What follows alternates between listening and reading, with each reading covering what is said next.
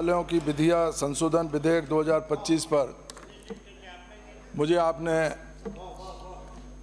मेरे विचार रखने का मौका दिया है। आपका बहुत बहुत आभार। माननीय सभापति जी, इस पवित्र सदन में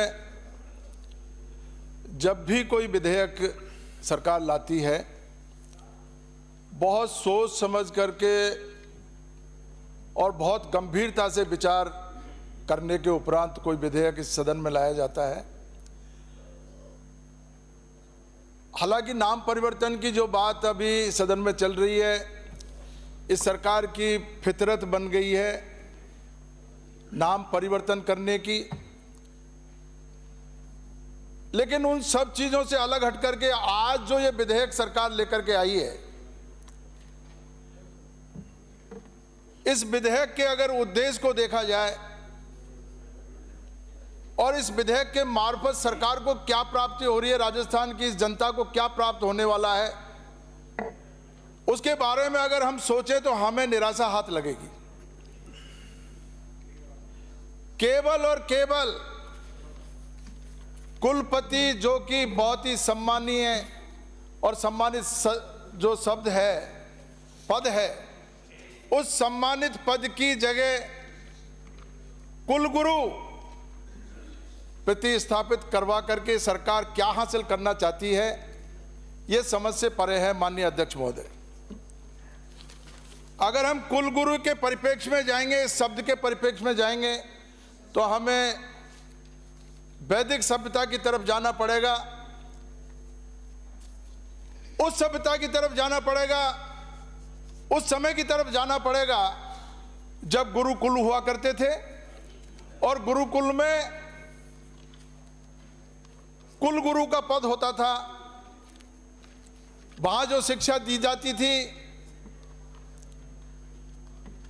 वो एक कबीले के रूप में, जो भी विद्यार्थी वहां गुरुकुल में रहते थे वो एक परिवार की तरह रहते थे और कुलगुरु को पिता के रूप में मानते थे। गुरुकुल की मर्यादाएं होती थी, वहां के मापदंड होते थे, वहां के उद्देश्य होते थे। उन उद्देश्यों को ध्यान में रख करके वो शिक्षा दी जाती थी। अगर माननीय अध्यक्ष महोदय अब वो सारे के सारे उन परिणामों को अगर हम देखें तो गुरुकुल में जो शिक्षा दी गई और जो उसका इतिहास है वो बहुत ही डरावना इतिहास है और पूरे देश में उस समय जो एलाइट क्लास था, वो एलिट क्लास को शिक्षा दी जाती थी, उन्हीं को पढ़ाई करने का अधिकार था। जो देश की और आबादी 90%, 95% जो आबादी थी, उसको शिक्षा ग्रहण करने का अधिकार नहीं था। मैं धन्यवाद देना चाहता हूं बाबा साहब अंबेडकर जी को। देश की आजादी के बाद में जो शिक्षा से लगभग 2000 साल तक जो लोग वंचित रहे, उन वंचितों को शिक्षा का अधिकार मिला और यह सरकार पुराने युग में ले जाना चाहती है, पुराने वैदिक संस्कृति की तरफ ले जाना चाहती है, जहां का इतिहास डरावना इतिहास, जिससे बहुत बड़ा वर्ग शिक्षा से वंचित रहा। ऐसा सांकेतिक शब्द लेकर के आई है ये सरकार। ये कुलगुरु का जो शब्द लेकर के आई है, मुझे तो यह आशंका होती है माननीय सभापति महोदय कि ये सरकार उसी तरीके के, उसी पैटर्न पे राजस्थान की जनता को और राजस्थान के लोगों को शिक्षा का एक तरीके से वंचित करने का जो इनका मन है, वो शिक्षा से वंचित करने का जो मन, ये सरकार का जो ये बिल है, इसके पीछे अगर इसकी मंशा को अगर देखा जाए तो मुझे संदेह होता है, मुझे संशय हो रहा है कि निश्चित रूप से ये सरकार उसी पैटर्न पे काम करना चाहती है। दलित, आदिवासी और ओबीसी के जो लोग जो आज बड़ी मुश्किल से शिक्षा के मामले में पटरी पर आए हैं, बड़ी मुश्किल से शिक्षा उनको ग्रहण करने का मौका मिला है, उस मौके से वंचित करना चाहती है सरकार। और ये सरकार कुल गुरु का जो पद वो उसको प्रतिस्थापित करके एक नया मैसेज देना चाहती है, एक संदेश देना चाहती है। माननीय सभापति महोदय, मैं सरकार से कहना चाहता हूं कि आपके पास काम करने के लिए बहुत कुछ है। शिक्षा के मामले में राजस्थान में अभी बहुत कुछ करना बाकी है। आप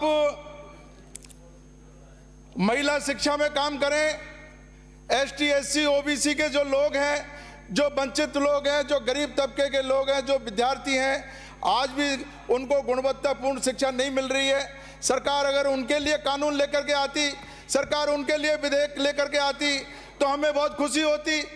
आज भी पूरे राजस्थान से नहीं, पूरे देश से हमारे विद्यार्थी विदेशों में जा रहे हैं पढ़ने के लिए, उसको रोकने के लिए अगर सरकार कोई बिल लेकर के आती, उनकी गुणवत्तापूर्ण शिक्षा देने के लिए अगर कोई विधेयक लेकर के आती तो उसमें हम लोगों को खुशी होती। लेकिन आज जो सरकार ये बिल लेकर के आई है, ये निश्चित रूप से ये आज का दिन मैं कह सकता हूं कि ये आज का दिन राजस्थान में ये काले दिवस के रूप में याद रहेगा। हमें पता है कि आज इस बिल को आप पास कराओगे क्योंकि आपके पास बहुमत है, लेकिन आज पुरानी संस्कृति को, पुराने पैटर्न को लागू करके और राजस्थान के जो वंचित वर्ग है उसके हक और हकूकों से आप खेलना चाहते हो। शिक्षा को एक तरफा करके और इसको एक जो आपका संगठन है, जो पुराना संगठन है, उसकी विचारधारा को पूरे राजस्थान में आप इस बिल के माध्यम से जो लागू करना चाहते हो, मैं उसकी निंदा करता हूं। मैं सभापति महोदय सरकार से अनुरोध करूंगा, अभी जो शिक्षा के मामले में जो बहुत सारे लोग हमारे एसटी, एससी के हैं, जो पूरी तरीके से सरकार की दया पर निर्भर है, सरकार की सहायता पर निर्भर है, उनको जो कोचिंग का अधिकार मिलना चाहिए, उनको मेडिकल क्षेत्र में अधिकार मिलना चाहिए शिक्षा का, उनको छात्रवृत्ति का अधिकार मिलना चाहिए। जो छात्रवृत्ति जो मिल रही है वो बहुत कम मिल रही है, उसमें सुधार करना अगर सरकार चाहे तो निश्चित रूप से हमारे उन वर्गों का भला हो सकता है। तो मैं आपसे यही कहना चाहूँगा कि आपने इस बिल के माध्यम से जो उस समय जो पूरा के पूरा एक काला चिट्ठा कलंकित करने वाला, इस देश को कलंकित करने वाला जो इतिहास है, उस समय तो मैं आपको कहना चाहता हूं, माननीय मंत्री महोदय, गुरुकुल की आप बात कर रहे हो, कुलगुरु की आप बात कर रहे हो। कुलगुरु के समय मनुस्मृति पढ़ाई जाती थी। क्या आप मनुस्मृति पढ़ाना चाहते हो राजस्थान में? ये कुलगुरु लाए कहां से आप? ये कुलगुरु की जो कंसेप्ट है, ये अवधारणा है, ये मनुस्मृति की अवधारणा है। यहाँ मनुस्मृति पढ़ा करके यहाँ वर्ण व्यवस्था लागू करना चाहते हो राजस्थान में। मैं आपसे अनुरोध करना चाहूंगा कि आपका भला और इस राजस्थान का भला इसमें है कि आप इस विधेयक को रोक दीजिए। अगर आपने ये विधेयक पास करवाया, अपने संख्या बल के आधार पर आपने ये विधेयक पास करवाया, राजस्थान की जनता आपको माफ नहीं करेगी। धन्यवाद, जय हिंद, नमस्कार। कुमारी